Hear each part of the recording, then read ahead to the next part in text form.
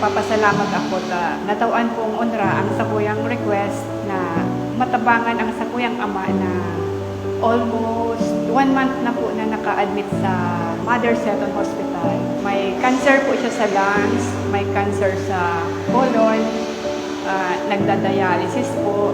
Talagang nakulang tabang ining kapwerte para paano po mabawasan ang babayaran. Natawan po kami ng 40,000 pesos po. Napakadako lang amount na po.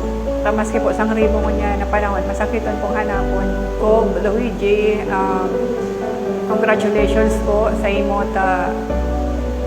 ang sa imo pong pag-anduyog sa mga Bicolano, lalo na mga taga Camarines Sur, yaon po talaga.